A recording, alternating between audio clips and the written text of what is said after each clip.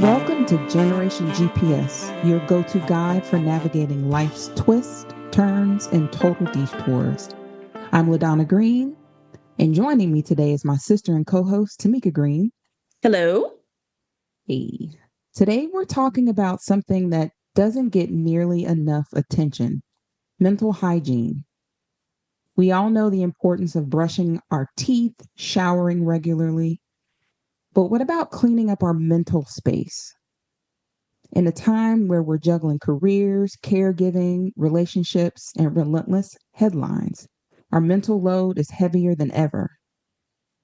On this week's episode, it's time for a mental reset, a toolkit to help you clear your head, care for your mind, and build routines that protect your peace. Now let's start with what you can do solo, quietly, consistently, and on your own terms. Tip number 1, morning mind check. Before reaching for your phone, ask yourself, how do I feel today? And what's one thing I need mentally? Tip number 2, practice brain dumping. Write down every task, thought, or worry on your mind with no filter. It clears space for focused thinking. And tip number 3, use the 4-7-8 breathing technique. Inhale for 4 seconds, hold for 7 seconds, and exhale for 8 seconds. Repeat 4 rounds. It's calming and proven to reduce anxiety. Now, I can say personally, there years ago, I used to use this technique. I had a therapist who, whenever I would have like really strong bouts of anxiety or frustration, I would use this technique. And I can say just from using it myself, it is very helpful. I say the best way it worked for me was to be able to do it where I knew that if I used it less frequently, I was managing those tough times better. So just like with all of these, make this something you make a part of your regular schedule, and you'll find it to be helpful. Have you ever used any type of breathing techniques like that, sis? Yeah, I mean, I have. I use it. I usually try and meditate every morning. Once I get up and say my prayers, I usually try and do a meditation in the morning and use this technique to also get myself settled into meditation. But I also do brain dumping every Sunday. I usually sit down and write a list of everything that's on my mind, everything that I think I have to do or what's going on. And it definitely helps me set the tone for the week, but it also helps to kind of put it all on paper. So I think for me, that definitely helps with mental hygiene. Was it hard at first trying to get yourself into that habit? I would say, yeah, because I don't really like journaling or doing anything of that nature. So getting myself into the habit to do anything like that is hard. Like, I don't use to-do lists. Like, I do if I have stuff to do, but I have always felt that I was pretty good at keeping track of the things that I needed to do. And that's been fairly true. But I do think that there is something to be said about getting into the practice of writing stuff down to see your words on paper and really kind of think about, really see what's on your mind if you're really using brain dumping the way that you should as a mental Mhm. hygiene practice. I Mhm. think there is some benefit to that. I'm still not perfect at it, but I do try and do it on Sundays. I haven't done it yet today, but I do plan on doing it at some point. So yeah. Okay. Well, that's cool because I mean that's something I haven't tried, but I'm down for anything that'll clear up some of that headspace. So, all right. So the second thing we're going to talk about is something you can do in a partnership or group practices. Mental hygiene isn't just a solo mission. Community does help. So tip number 4: create a mental health buddy system. Weekly check-ins with a friend or family member. Ask each other, what's one thing you're carrying that you need to set down? Tip number 5: try a silent or processing walk. Silent walk, no talking, no listening to music. Just walk, hear yourself, and hear nature. Processing walks are when one person talks and the other listens. Again, you can't do it by yourself. Sometimes you need to, but other times it helps to have another listening ear. Tip number 6, host a stress dump circle, a monthly 3-person circle where everyone shares about 5 to 10 minutes of unfiltered thoughts. End with what's giving you hope. I actually like this idea. I never thought of doing this, but I think it's a good idea. So you can share. Is this something you think you'd put into your practice? I think something like this, if I think about it, has kind of grown organically for me over the last several months.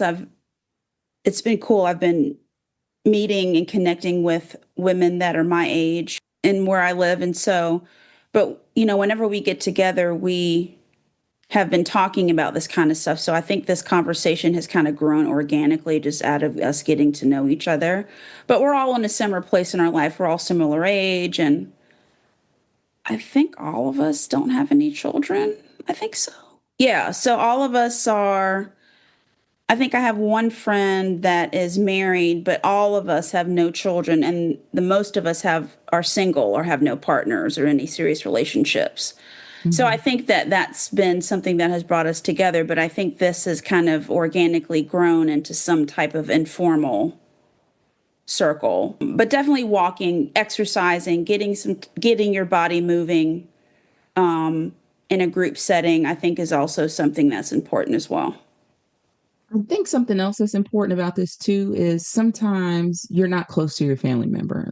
My sister and I talk a lot, but we use FaceTime, we use telephone. So, of course, at one-to-one, one-on-one personal contact in a group, maybe sitting in a park or at a coffee shop, even if it's in your living room, I think those type of interactions are important, but don't cut yourself off from the opportunity of having that stress dump circle just because you're not in close proximity. I mean, you could do a Zoom meeting or like a group FaceTime, but I think doing this is a good way for you to realize some of the thoughts that you're having and also help everyone in your group feel connected to their thoughts and know that you can have unfiltered thoughts together.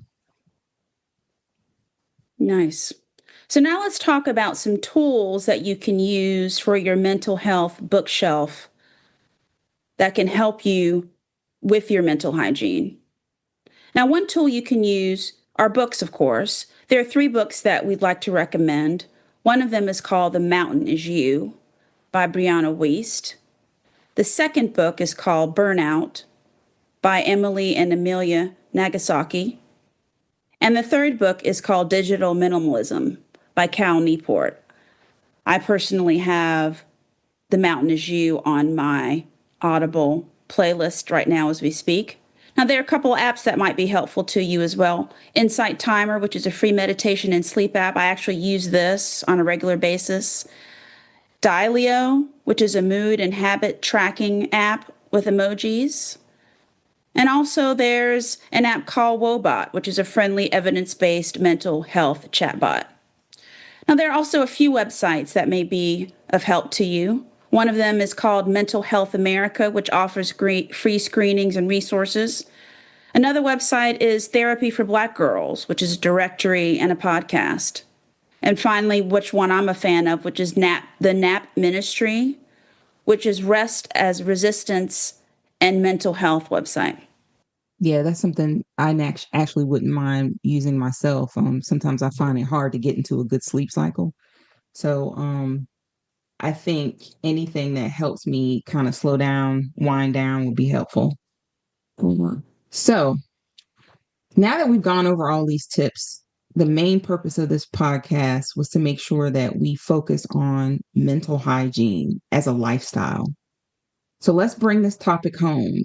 How do you make this a lifestyle? How do you make mental health a part of your everyday life? Tip number 7, anchor your day.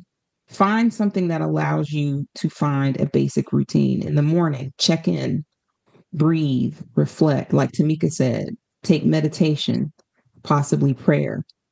And at night, Do the same thing. You're going to check out, release, unplug. I know something that I've been trying to focus on is instead of looking and doom scrolling or even reading articles and stuff on my phone, I have made a point to try to just actually read, whether it's a book. I actually recently got a Kindle, which I like.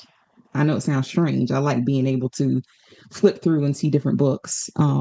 But unplugging at the end of the night, I think, is really important, so you can get the rest you need. And rest isn't just going to sleep, it's about resting your mind and your body and giving yourself the opportunity to unwind. Tip number 8, set digital boundaries, which kind of runs into what I said. Unfollow what drains you. And that's not just unfollowing people who could be on social media.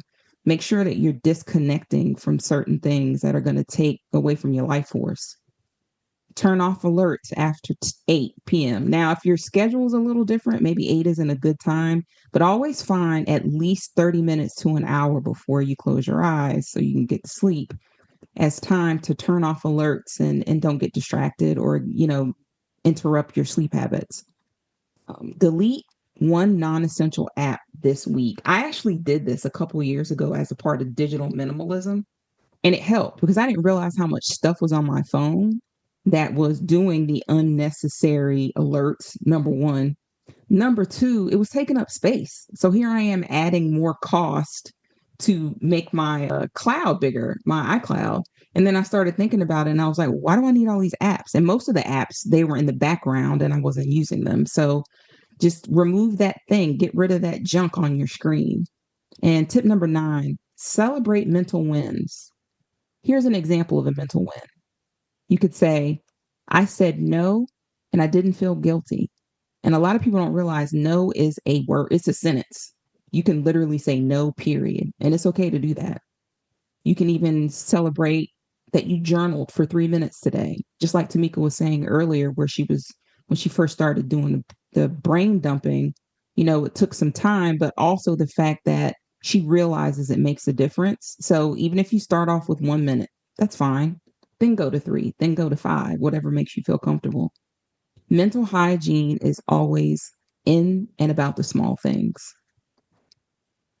Now, just remember, when you're building your mental hygiene, it's important to remember if your brain's been feeling foggy or fried or you're just feeling a little off, you're not broken, you're overloaded. Mental hygiene doesn't fix everything, but it will help you build resilience. And that's what the journey is all about. Check out the show notes for our downloadable mental hygiene toolkit. You can also check our website that has that on there. Share this with someone you love, someone you care about, and don't forget to subscribe. This is Generation GPS. I'm your co-host, LaDonna Green. And I'm your co-host, Tameka Green. Helping you navigate the turns life never warned you about.